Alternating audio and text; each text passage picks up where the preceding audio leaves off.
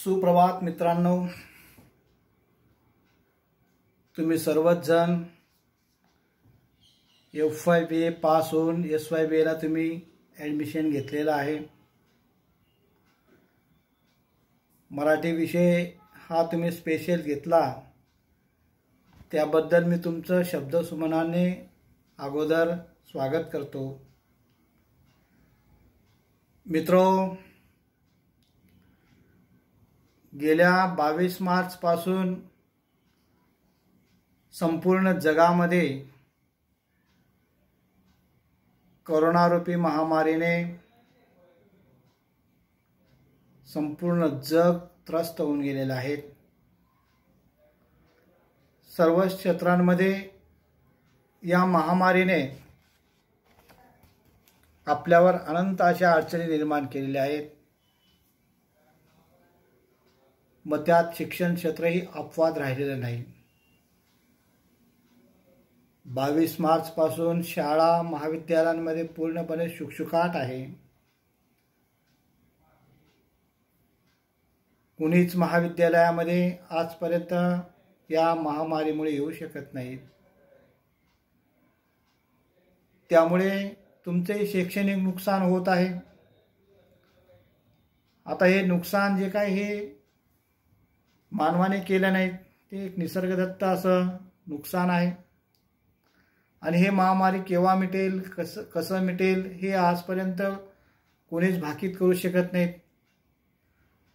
आणि म्हणून या संकटावर, आलेल्या संकटांवर मात करणं हे माणसाचं एक फार महत्त्वाचं कर्तव्य आहे। संकटाला कधीच माणसाने घाबरायचं नाही। आजपर्यंत अगदी इतिहास जर पाहिला तर असे संकट या जगावरती अनंत आले, परंतु माणसाने आपल्या बुद्धीच्या जोरावर या संकटांवर मात केलेली आहे। आणि म्हणून हे जे काही महामारीचं जे काही संकट आहे ते आज ना उद्या केव्हा ना केव्हा नष्ट होईलच, परंतु केव्हा नष्ट होईल हे कोणीच भाकीत करू शकत नाही। आणि त्यामुळे तुमचं जे काही शैक्षणिक जे काही विद्यार्थ्यांचं नुकसान जे काही होत आहे ते होऊ नये यासाठी उत्तर महाराष्ट्र विद्यापीठाने म्हणजेच कवयित्री बहिणाबाई चौधरी उत्तर महाराष्ट्र विद्यापीठ जळगाव आणि आपल्या महाविद्यालयाचे प्राचार्य साहेब जे काही डॉक्टर एन पाटील यांच्या मार्गदर्शनाने विद्यार्थ्यांचं शैक्षणिक नुकसान होऊ नये म्हणून आपण ऑनलाईन शिक्षणाचा मार्ग निवडलेला आहे। आज तंत्रज्ञान संपूर्ण जगामध्ये वाढलेलं आहे। या तंत्रज्ञानाचा उपयोग आपणही विद्यार्थ्यांनी करून घ्यावा। त्यासाठी मी तुम्हाला मराठी हा जो काही विषय जो आहे, कारण FYBA ला जनरल विषय असतात, परंतु SY ला गेल्यानंतर एक विषय जो असतो तो आपल्याला स्पेशलायझेशन जे काय असतं ते त्यासाठी निवडावा लागतो। आणि तुम्ही मराठी हा विषय स्पेशल म्हणून घेतलेला आहे। माझं नाव HS पाटील। मी SYBA साठी 2 विषय शिकवतो। एक म्हणजे मराठी S2, आपण सोप्या भाषेमध्ये मराठी S2 म्हणतो, परंतु त्याला आपले जे काही उत्तर महाराष्ट्र विद्यापीठाने जो काही कोड वापरलेला, शब्द वापरलेला आहे तो म्हणजे आता CBSE पॅटर्न असल्यामुळे DSE मराठी 2 साहित्य विचार, भारतीय आणि पाश्चात्य साहित्य विचार हा जो काही विषय आहे तो मी तुम्हाला शिकवणार आहे। आता साहित्य विचार, साहित्य हा शब्द तुम्ही ऐकला असेल। साहित्य म्हणा, वाङ्मय म्हणा, हे शब्द जे काय तुम्ही अगदी जेव्हा पहिलीपासून कविता असेल, कथा असतील, गोष्टी असतील, हे सर्व तुम्ही ऐकत आलेले आहात, वाचत आलेले आहात। परंतु साहित्य नेमकं कोणाला म्हणतात? साहित्याबद्दलच्या काही व्याख्या आहेत का? कारण आपल्याला अभ्यासक्रमासाठी साहित्य विचार हा पेपर जरी असला तरी भारतीय साहित्य आणि पाश्चात्य साहित्य या दोघांचा विचार आपल्याला करावा लागणार आहे. साहित्य का लिहिलं जातं, साहित्य लिहिल्यानंतर वाचक का वाचतो, त्याच्या मागे काय प्रयोजन आहेत, हे भारतीय साहित्यशास्त्रकारांनी पण सांगितलेले आहेत आणि पाश्चात्य साहित्यशास्त्रकारांनी पण सांगितले आहेत. कारण माणसाचे अन्न वस्त्र निवारा याच फक्त एवढ्या मर्यादित गरजा नाहीत. अन्न वस्त्र निवारा या तर मूलभूत गरजा आहेतच, परंतु या गरजा भागवल्यानंतर खऱ्या अर्थाने माणसाला जी काही मानसिक जी काही भूक जी काय असेल, ती मानसिक भूक आपल्याला साहित्याच्या माध्यमातून करून घ्यावी लागते. मग ती कला असेल, साहित्य असेल, संगीत असेल, अशा जे काही विविध कलावाङ्मय प्रकार जो काय ते अभ्यासल्यानंतर माणसाला कुठेतरी मानसिक आपलं भूक जे काय असेल ती क्षमत असते, माणसाला आनंद मिळत असतो. आणि म्हणून माणूस जो काय आहे तो खऱ्या अर्थाने चांगला अन्न सेवन केल्यानंतर तो त्या दिवसापर्यंत त्याला आनंद मिळेल, परंतु चांगल्या कलाकृती वाचल्यानंतर, चांगल्या साहित्यकृती वाचल्यानंतर आपल्याला तो जो काय आनंद जो काय असेल तो आयुष्यभर त्या ठिकाणी पुरत असतो. म्हणून आनंदासाठी बरेच वाचक जे काय आहेत, बऱ्याच व्यक्ती जे काय ते वाचत असतात. म्हणून हे प्रयोजन जे काय ते भारतीय साहित्यशास्त्रकारांनी सांगितले की माणूस साहित्य का वाचतो, कारण त्याला तो आनंद शोधण्याचं काम करत असतो. आणि म्हणून साहित्याच्या माध्यमातून आपल्याला आनंद शोधता येतो. कारण आपल्याला साहित्य विचार हा जो काय पेपर जो काय आहे तो उत्तर महाराष्ट्र विद्यापीठाने का नेमला, त्याच्या मागे हेतू काय आहे, प्रयोजन काय आहे, ते आपल्याला अगोदर बघावं लागणार आहे. अभ्यासक्रम तर आपल्याला सुरुवात करणार आहोत आपण, परंतु हा पेपर शिकवण्यामागचा उद्देश काय आहे, हा पेपर शिकल्यानंतर विद्यार्थ्यांना काय त्या ठिकाणी मिळणार आहे. म्हणजे अध्ययन आणि अध्यापन या दोन गोष्टी आहेत. विद्यार्थी अध्ययन म्हणजे काय, विद्यार्थ्यांनी शिकायचं, आणि अध्यापन म्हणजे आम्ही शिकवायचं. आता आम्ही तर शिकवण्याचं काम जे काय ते आम्हाला त्यात करावंच लागणार आहे, आमचा तो व्यवसाय आहे. परंतु तुम्हाला हे शिकवण्यामागचा उद्देश काय आहे, अध्ययन करण्याचा उद्देश काय आहे. कारण साहित्य वाचल्यानंतर मी तुम्हाला आता जे काय सांगितलं की साहित्य वाचल्यानंतर खऱ्या अर्थाने आपल्याला आनंद मिळत असतो. साहित्य वाचल्यानंतर किंवा साहित्य लिहिल्यानंतर, विशेषतः साहित्य लिहिल्यानंतर आपल्याला कीर्ती मिळत असते, प्रसिद्धी मिळत असतं, यश मिळत असतं. म्हणून एक सुद्धा एक प्रयोजन मानलं गेलंय. कारण बऱ्याच वेळेस आपल्याला समजा एखादी कविता जर वृत्तपत्रामध्ये जर छापली गेली तर आपल्याला त्या ठिकाणी आपली प्रसिद्धी आपोआप होत असते. आपलं महाविद्यालयाचं जे काही प्रेम अंकुर नावाचं जे काही नियतकालिक जे काही निघतं त्याच्यामध्ये जर आपली कविता असेल, कथा असेल, एखादा लेख जर छापला गेला तर आपल्याला तो आनंद होतो, आपल्याला प्रसिद्धी मिळते, कीर्ती होते. 1000 विद्यार्थी आपल्या महाविद्यालयामध्ये शिकतात आणि 1000 विद्यार्थ्यांपर्यंत आपलं नाव जे काय ते नावलौकिक होतं. आणि म्हणून बऱ्याच वेळेस लेखक प्रसिद्धीसाठी सुद्धा लिहित असतो, कीर्ती मिळावी यासाठी सुद्धा लेखक लिहित असतो. पण सर्वच लेखक प्रसिद्धीसाठी लिहित नाहीत, सर्वच लेखक कीर्ती मिळावी यासाठी लिहित नाहीत. कारण ज्ञानेश्वर महाराजांनी 750 वर्षापूर्वी जी काही ज्ञानेश्वरी जी लिहिली ती ज्ञानेश्वरी लिहिल्यानंतर आपल्याला प्रसिद्धी मिळायला पाहिजे हा उद्देश डोळ्यासमोर ठेवून त्यांनी लिहिली नाहीत.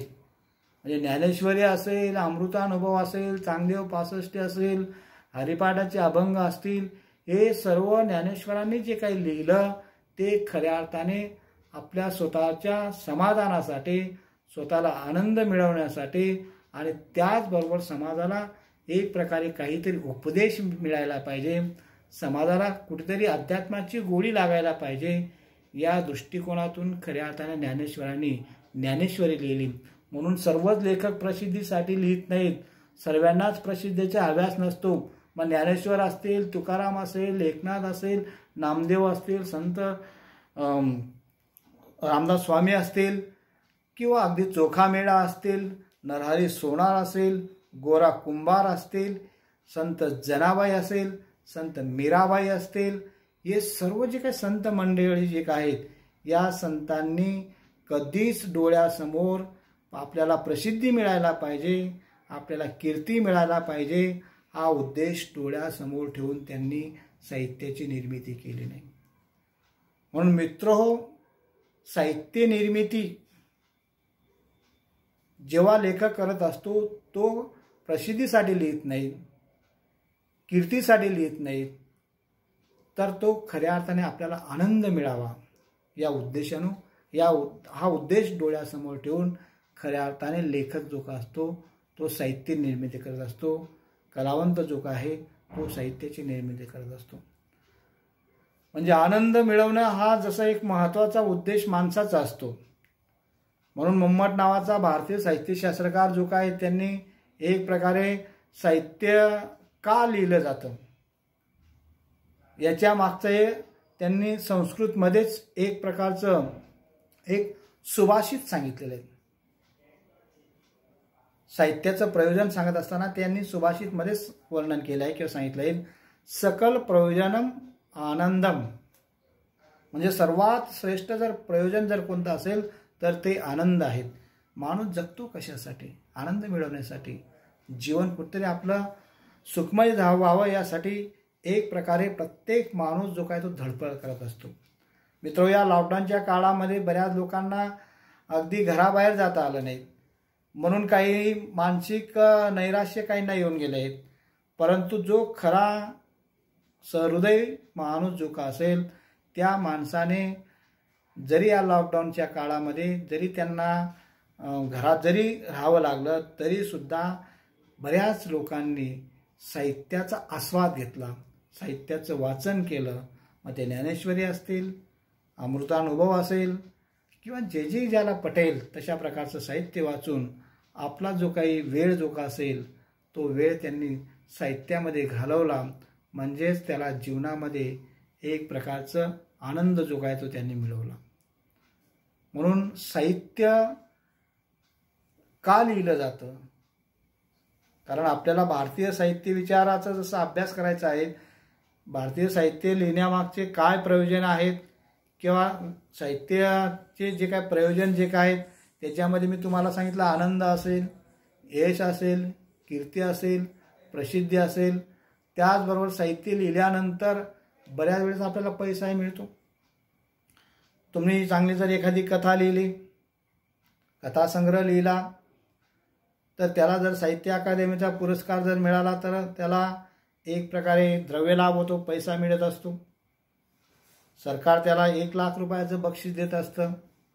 अजून चांगलं सकस साहित्य लिहिलं, कथा असेल, कादंबरी असेल, नाटक असेल, तर त्याला ज्ञानपीठ पुरस्कार दिला जातो. साहित्य क्षेत्रातला सर्वात अत्युच्च पुरस्कार आहेत. त्याला 5 लाखाचा त्या ठिकाणी तो पुरस्कार आहे. शाल आहे, श्रीफळ आहेत, विमानाचं भाडं येण्या जाण्याचं असतं. आणि त्यामुळे साहित्य लिहिल्यानंतर पैसासुद्धा मिळत असतो. पण सर्वच लेखक जे काय ते पैसा मिळवण्यासाठी लिहित नाही. जसं मी तुम्हाला सांगितलं की सर्वच लेखक आपल्याला यश मिळावं हा उद्देश डोळ्यासमोर ठेवून ते लिहित नसतात. तसं सर्वच लेखक आपल्याला पैसा मिळावा, द्रव्य मिळावं यासाठी लिहित नाहीत. ज्ञानेश्वरांनी जी काय ज्ञानेश्वरी जी काय लिहिली त्यांनी असा डोळ्यासमोर उद्देश ठेवून साहित्य निर्मिती केली नाही. तुकाराम महाराजांनी जे काही अभंग गाथा जी काय लिहिली ती अभंग गाथा आपल्याला पैसा मिळेल, द्रव्य मिळेल म्हणून त्यांनी ती अभंग गाथा किंवा अभंगाची रचना केली नाहीत. 4,500 अभंग तुकाराम महाराजांनी लिहिले आणि ते लिहित असताना तुकाराम महाराजांनी असा कधीच विचार केला नाही. उलट तुकाराम महाराजांचं जीवन तर अतिशय खळतर गेलं. दुसरी बायको तर अक्षरशः अन्न करत त्या ठिकाणी मेली. दुष्काळामुळे त्यावेळेस संपूर्ण कुटुंब जे काय त्याची वाताहत झाली. परंतु त्यावेळेस तुकाराम महाराजांनी आपले अभंग रचना जी का असेल ते अभंग रचना लिहून त्यावेळेस त्यांनी पैसा हा डोळ्यासमोर उद्देश कधीच ठेवला नव्हता. आणि जो कोणी लेखक पैसा म्हणा, द्रव्य म्हणा डोळ्यासमोर ठेवून जो कोणी लिहित असेल तो खरा लेखक राहू शकत नाही. म्हणून काही वेळेस आपल्याला आपोआप त्या ठिकाणी पैसा मिळत असतो, द्रव्य मिळत असतं. म्हणून हे सुद्धा एक प्रकारचं प्रयोजन मानलं गेले की पैसा तर मिळेलच, आपोआप मिळतो तो चांगली कलाकृती लिहिल्यानंतर. म्हणून साहित्य विचार किंवा साहित्य निर्मिती हा जो काही विषय तो विषय आपल्याला शिकवत असताना आपल्याला अभ्यासक्रमासाठी त्यांनी जो काही विषय दिलेला आहे किंवा विषयाचं नाव आहे साहित्य विचार, भारतीय आणि पाश्चात्य साहित्य विचार. आता या पेपरचं जर तुम्ही घटक जर बघितले तर आपले फक्त 3 घटक आहेत. त्या 3 घटकाचे उपघटक आहेत. पहिला जो काही आपला घटक आहे तर तो म्हणजे भारतीय काव्य लक्षणाचा परिचय असा पहिला घटक आहे.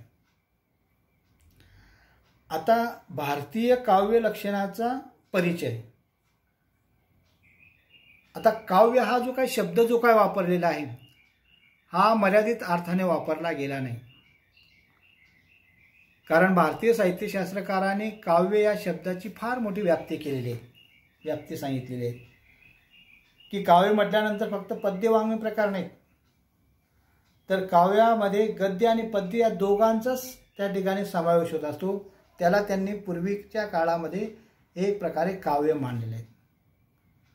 आता गद्य म्हटल्यानंतर कथा असेल, कादंबरी असेल, नाटक असेल, चरित्र असेल, आत्मचरित्र असेल, निबंध असेल, लघुनिबंध असेल, वैचारिक साहित्य असेल, एकांकिका असेल, हे सर्व वाङ्मय प्रकार गद्यामध्ये समावेश होत असतात. त्याच्यानंतर पद्यामध्ये मग ओवी असेल, आरती असेल, गवळण असेल किंवा अगदी मुक्तछंद असतील, पोवाडे असतील, लावणी असेल, असे जे काही पद्य वाङ्मय प्रकार आहेत याचाही समावेश त्या ठिकाणी एक प्रकारे काव्यामध्ये होत असायचा. म्हणून काव्य या शब्दाचा अर्थ अतिशय व्यापक आहे आणि व्यापक असल्यामुळे या भारतीय साहित्यशास्त्रकारांनी काव्याची लक्षणं सांगितलेली आहेत, काव्याच्या व्याख्या सांगितलेल्या आहेत, काव्याच्या संज्ञा सांगितलेल्या आहेत. मित्र, हा जो काही पेपर जो का आहे हा पेपर गणित टाईप पेपर आहे. याच्यामध्ये कोणत्याच प्रकारचा फापाट पसारा नाही. एका वाक्यामध्ये या ठिकाणी तुम्ही जर लिहिलं तर पैकीच्या पैकी मार्क मिळणार आहेत. म्हणून भारतीय साहित्यशास्त्रकार जे काही 10 आपल्याला साहित्यशास्त्रकार दिलेले आहेत त्या 10 साहित्यशास्त्रकारांनी काव्याच्या कोणकोणत्या प्रकारच्या व्याख्या केल्या आहेत, काव्याची कोणकोणत्या प्रकारची लक्षणं सांगितली आहेत.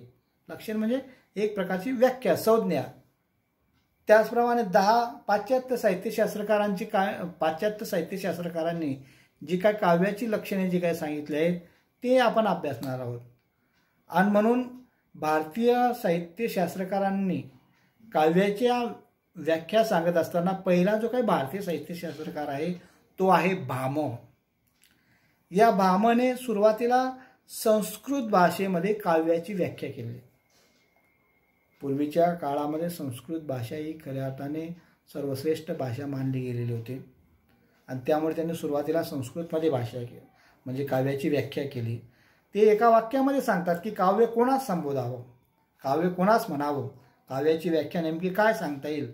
आणि म्हणून त्यांनी एका वाक्यामध्ये सांगून टाकले. ते काय म्हणतात, शब्दार्थू संयुतम काव्यम.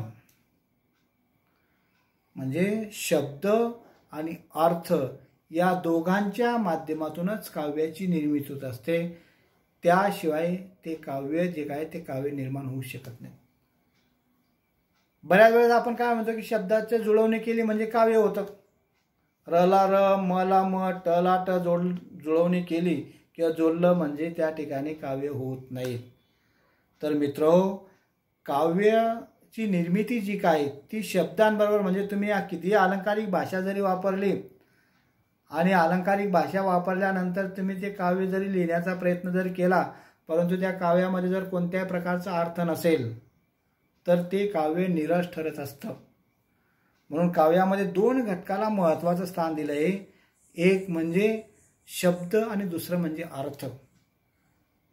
भामने त्याला काव्य शरीर असा शब्द वापरले. काव्य शरीर म्हणजे आपलं शरीर, परंतु या आपल्या शरीराला आपण बाह्य किती आपण समजा सुंदर आपलं शरीर आहे, ऐतबाज आपलं शरीर आहे, राजबिंड असं शरीर आहे, सुंदर असं चापेकडीसारखं नाक असेल, सुंदर डोळे असतील, अगदी सुंदर त्या ठिकाणी शरीरयष्टी असेल, परंतु हे सुंदर शरीरयष्टी जरी असलं तरी सुद्धा या सुंदर शरीरामधला जर आत्मा जर गेला तर त्या शरीराला काय किंमत असते का? त्याला लगेच आपण जाळून टाकतो, पुरून टाकतो. त्याचप्रमाणे काव्यामध्ये सुद्धा कितीही तुम्ही अलंकारिक भाषा जरी वापरली असेल, कितीही काल्पनिक शक्तीचा तुम्ही आविष्कार केला असेल, तरी सुद्धा ते काव्य जे आहे ते श्रेष्ठ दर्जाचं होऊ शकत नाहीत. आणि म्हणून त्याच्यामध्ये काय असला पाहिजे? अर्थ असला पाहिजे.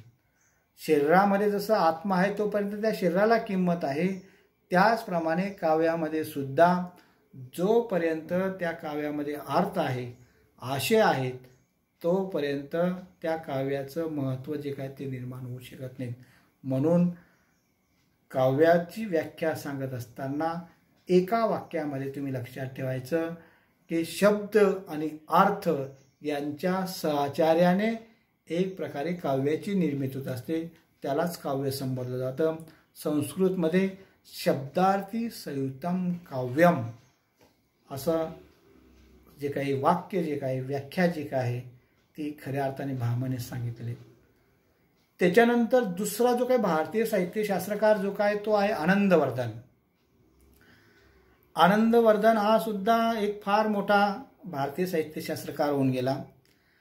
त्यांनी ध्वन्यालोक नावाचा ग्रंथ लिहिला आणि या ग्रंथामध्ये त्यांनी काव्य शब्दाची व्याख्या सांगितलेली आहे. काव्य कोणास म्हणावं, काव्याची व्याप्ती काय आहे, काव्याचं लक्षण काय आहे, काव्य शब्दाची संज्ञा काय आहे, तर त्यांनी सुद्धा एका वाक्यामध्ये सांगितलेले आहेत.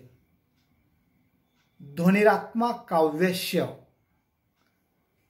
आणि त्याचा अनुवाद जर बघितला की ध्वनी हाच काव्याचा आत्मा आहे. ध्वनी म्हणजे आपला ध्वनी क्रिकेटपटू नाही, ध्वनी म्हणजे आवाज. ध्वनी म्हणजे आवाज नाही तर ध्वनी म्हणजे काय? शब्द. तर हा जो काय शब्द जो काय हाच एक प्रकारे काय काव्याचा आत्मा आहे. ध्वनिरात्मा काव्यस्य म्हणजे काव्यामध्ये अनेक प्रकारचे अर्थाचे वलय असतात, अनेक प्रकारच्या अर्थाच्या छटा असतात. ध्वनी म्हणजे काय? एक प्रकारचं व्यंग्यार्थ, ध्वन्यार्थ, एकच एक अर्थ त्या ठिकाणी आपल्याला घेता येऊ शकत नाही, त्याला आपण काय म्हणतो? ध्वनी असं म्हणत असतो. एक उदाहरण सांगतो म्हणून ते उदाहरण त्या ठिकाणी सांगितल्यानंतर तुमच्या लक्षात येईल. एक वाक्य आहे आनंदवर्धनाने सांगितलेलं. सूर्य अस्ताला गेला. आता सूर्य अस्ताला गेला म्हणजे काय? सूर्य दिशेने असा झाला, सूर्य मावळला, संध्याकाळची वेळ झाली. हे एकच वाक्य आहे, पण या एकाच वाक्यातून अनेक अर्थाचे वलय, अनेक अर्थाच्या छटा जे काय आहेत ते निर्माण करण्याची क्षमता जी काय आहे ती कशामुळे होत असते? ध्वनीमुळे होत असते. आता सूर्य अस्ताला गेला म्हणजे काय? संध्याकाळ झाली, हा एक वाच्यार्थ झाला. परंतु सूर्य अस्ताला गेल्यानंतर त्याच्यामध्ये अनेक अर्थाचे वलय आहेत की संध्याकाळ झाल्यानंतर जो काही शेतकरी जो का असेल, आता हा जो काही श्रावण महिना सुरू आहे आणि त्यामुळे कोळपणी सुरू असेल, शेतामध्ये अनेक प्रकारची कामं सुरू आहेत, त्यामुळे संध्याकाळ झाल्यानंतर जो काही शेतकरी असेल तो काय करेल? काही आता घरी जाण्याची वेळ झालेली आहे, मग तो जो काही आपला आऊत असेल तो सोडेल आणि आपलं साहित्य घेऊन बैलगाडीवर ठेवून तो आपला जे काही रस्ता जे काही असेल तो गावाकडे घराकडे तो एक प्रकारे वाटचाल करेल. गुराखी जो का असेल तोही विचार करेल की आता संध्याकाळची वेळ होऊन गेलीत, चला आता आपण आपले जंगलातून जे काही गुरं जे का असतील ते घरी घेऊन जाऊ, म्हणून तोही आपल्या गावाच्या वाटेने एक प्रकारे रस्त्याला तोही लागलेला असेल. एखादा शाळकरी विद्यार्थी असेल की ज्याची शाळा 11 ते 5 असेल, आपलं जे काही सायन्स महाविद्यालय आहे तेही सुद्धा 12 ते 5 आहे, आणि त्यामुळे असा हा जो काही विद्यार्थी आहे तोही 5 वाजल्यानंतर एक प्रकारे त्यालाही तो घरी जाण्याची त्याला एक ओढ लागलेली असते. अपडाऊन करणारा विद्यार्थी जो काय असेल तो एक प्रकारे धावत पळत जाऊन आपली जी काही 5ची गाडी जी काय असेल 5:15ची असेल, उशिरा जर झाली तर ती आपल्याला सापडून जाईल, आणि म्हणून लगबग करत तो धावपळ करत एक प्रकारे घराकडे तो निघत असतो. म्हणजे शाळकरी विद्यार्थी असेल, गुराखी असेल, शेतकरी असेल, त्याचप्रमाणे एखादा ब्राह्मण असेल, तो काय विचार करेल की संध्याकाळची वेळ झाली, चला आता आपली दिवाबत्तीची वेळ झाली, पूजा अर्चा करण्याची वेळ झाली, म्हणून तो देवाला एक प्रकारे दिवा लावेल, अगरबत्ती लावेल, परमेश्वराचं नामस्मरण करेल, पूजापाठ एक प्रकारे तो करेल, कारण त्याची देवावर श्रद्धा आहे, देवावर भक्ती आहे. म्हणून तो जो काही, ज्याला आपण फक्त ब्राह्मणच नाही तर ज्याची देवावर भक्ती आहे, श्रद्धा आहे, ती व्यक्ती संध्याकाळ झाल्यानंतर पूजा अर्चा करण्यासाठी ती निघून जाईल. एखादा नुकतंच लग्न झालेली जी काही अभिसारिका जी का असेल, नववधू जी का असेल, ती एक प्रकारे संध्याकाळ झाली, ती आपल्या सास शृंगाराला लागेल. एखादा माणूस किंवा एखादी व्यक्ती ज्याला दिवसभर काम मिळालं नसेल, तर ती व्यक्ती करेल, विचार करेल की संध्याकाळ झालेली आहे, आपल्याकडे पैसे नाहीत, म्हणून कोणाच्या घरी चोरी करायची, कोणाच्या घरी डाका टाकायचा, असा एक विचार त्याच्या मनामध्ये येईल. म्हणजे बघा, एकच वाक्य आहे, सूर्य अस्ताला गेला, परंतु या एकाच वाक्यामध्ये शेतकरी असेल, गुराखी असेल, शाळकरी विद्यार्थी असेल, ब्राह्मण असेल, किंवा त्या ठिकाणी नववधू असेल, किंवा चोर असेल, असे असंख्य आपल्याला अर्थ सांगता येईल. आणि म्हणून काव्यामध्ये एकच एक अर्थ आपल्याला घेता येत नाही, तर काव्यामधून अनेक अर्थाची वलय, अनेक अर्थाच्या छटा जे का असतात त्या निर्माण होत असतात, आणि तेच काव्य श्रेष्ठ दर्जाचं ठरत असतं, असं आनंदवर्धन या भारतीय साहित्यशास्त्रकारांनी आपलं मत मांडलेलं आहे. जसं संत पाण्यामध्ये तुम्ही एखादा खळा जर टाकला तर त्याच्या अवतीभोवती एक प्रकारे वलय निर्माण होत असतात, किंवा घंटा जे का असेल त्याचा लोलक जर तुम्ही वाजला तर त्याचा निनाद बऱ्याच वेळापर्यंत तुम्हाला ऐकायला मिळत असतो. त्याचप्रमाणे काव्यामध्ये सुद्धा एकच एक अर्थ आपल्याला घेता येत नाहीत, एकच एक आशय आपल्याला घेता येत नाहीत, आणि म्हणून काव्यामध्ये अनेक प्रकारचे अर्थाचे वलय, अर्थाच्या छटा जे का असतात त्या व्यक्त होत असतात, आणि तेच काव्य श्रेष्ठ ठरत असतं, तेच काव्य शाश्वत ठरत असतं. म्हणून बालकवींची अगदी लहानशी कविता आहेत, त्याच्यावर पुस्तकं लिहिली गेलेत. औदुंबर नावाची कविता त्यांची तुम्ही वाचली असेल, कदाचित 12वीपर्यंत एखाद्या वेळेस अभ्यासक्रमाला जर असेल तर, ऐल तटावर पहिल्या तटावर निळा सावळा झरा वाहतो बेटा बेटातून. आता ही लहानशी कविता आहेत, परंतु या लहानशा कवितेमध्ये अनेक अर्थाची वलय आहेत, अनेक अर्थाच्या छटा आहेत. भारतांबेंची नववधू कविता असेल, किंवा पाऊस नावाची जी काही कविता आहेत, एका दलित कवीने ती कविता लिहिली आहे की कालचा पाऊस आमच्या गावाला पडला नाही आणि सदर पीक आम्ही आसवणार काढलं. त्र्यंबक सपकाळे नावाचे जे काही कवी आहेत त्यांनी ती कविता लिहिली.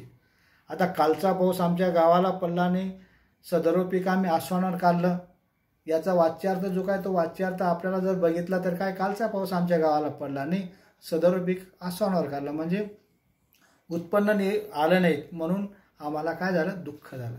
पण कवीला एवढं सांगायचं नाही. तर कालचा पाऊस आमच्या गावाला पडला नाही, सदर पीक आम्ही आसवणार काढलं, लिहिणारा जो काही कवी आहे तो दलित कवी आहेत. कालचा पाऊस म्हणजे काय की खऱ्या अर्थाने आजपर्यंत विकासाचा जो काही पाऊस जो काय तो आजपर्यंत आमच्या गाव कोसाबाहेर राहणारा जो काही समाज जो काय त्या समाजापर्यंत पोहोचला नाही, विकास त्या समाजापर्यंत पोहोचला नाही. आज आपण 74वा भारतीय स्वातंत्र्य दिन साजरा करत आहोत, परंतु अशी एक कितीतरी अजूनही गाव आहेत की ज्या गावांमध्ये आजही प्राथमिक सुविधा नाहीत, आजही शिक्षणाची सुविधा नाहीत. आपल्या खडकी वगैरेचा जर भाग जर बघितला तर अजूनही तिथं आरोग्याच्या सुविधा नाहीत. एखादं मूल जर आजारी पडलं तर त्यालाही अजूनही जोडीमध्ये घेऊन जावं लागतं. आणि म्हणून स्वातंत्र्य मिळाल्यानंतर सुद्धा इतकी दुर्दशा जर असेल तर अशा वेळेस कवी जेव्हा आपल्या काव्याच्या माध्यमातून आपलं भावना व्यक्त करत असतो, ती फक्त कवी एकट्याची राहत नाहीत, तर ती समाजाची एक भावना असते.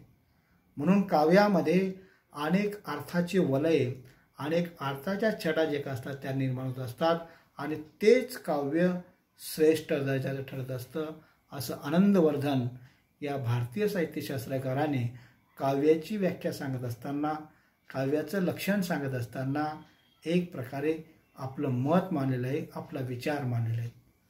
मित्रहो, आज पहिला दिवस आहे आणि त्यामुळे व्हॉट्सअपवरती तुम्हाला मी आपला जो काय अभ्यासक्रम जो काय तो मी टाकलेला आहे, तो अभ्यासक्रम आपण लिहून घ्या. आणि त्याचबरोबर मी जे काही तुम्हाला म्हणजे लेक्चर देताना जे काही व्याख्या सांगतो आहेत ते तुम्ही वही जी का असेल, पेन जो का असेल तो काढायचा, वहीवरती या ज्या काही व्याख्या जे काय त्या व्याख्या लिहून टाकायच्यात. आणि या एकाच वाक्यामध्ये एक व्याख्या जरी लिहिली तरी तुम्हाला समजा 2 मार्काचा प्रश्न असेल, 1-2 वाक्यामध्ये प्रश्न जर विचारला गेला असेल आणि एकच 2च शब्द आहेत, शब्दार्थ संयुक्तम काव्यम, असं जरी तुम्ही जर लिहिलं तरी तुम्हाला पैकीच्या पैकी मार्क्स मिळतात. गणितामध्ये जसं स्टेप बाय स्टेप असतात आणि गणितामध्ये जर तुम्ही गणित जर व्यवस्थित जर सोडवलं, पूर्ण जर सोडवलं तर तिथं जसं मार्क कापले जात नाहीत, त्याच पद्धतीने या पेपरमध्ये सुद्धा मार्क कापले जात नाहीत. आणि म्हणून S2 हा जो काय पेपर आहे हा स्कोरिंग पेपर आहे. तुम्ही मनापासून जर हा पेपर जर अभ्यासला तर तुम्हाला 60 पैकी अगदी 57-58 पर्यंत मार्क्स मिळू शकतात. म्हणजे मार्क इथं कापले जात नाहीत तुम्ही जर व्यवस्थित जर लिहिलं. अगदी मी स्वतः 55-56 मार्क दिलेले आहेत आणि इकडे 40 पैकी तुम्हाला 30-32-33 पर्यंत मार्क मिळू शकतात. मित्रो, आपले विद्यार्थी जे काय जेव्हा 100 पैकी जे काय परीक्षा जी काय होती तर 88 मार्क्स मिळवणारे विद्यार्थी आपल्या महाविद्यालयामध्ये या S2 पेपरला मिळवणारे विद्यार्थी होऊन गेलेले आहेत. म्हणून तुम्ही सुद्धा मनापासून चांगला अभ्यास करा, मनापासून तुम्ही या रनिंग नोट्स जे काय टिपणं जे काय ते काढात. ही जी काय सवय जी काय ती तुम्ही आत्ताच लावून घ्या, कारण चांगल्या सवयी हे जर लागल्या तर आयुष्यामध्ये ते फार चांगलं असतं. म्हणून रनिंग नोट्स काढण्याची सवय तुम्ही आज लावून घ्या. जे काही आपला भारतीय साहित्य विचार हा जो काय पेपर जो काय तो आपण तिसरी जी काय व्याख्या आहे ते आपण पुढच्या पिरियडला बघू. तोपर्यंत तुम्ही हे सर्व लिहून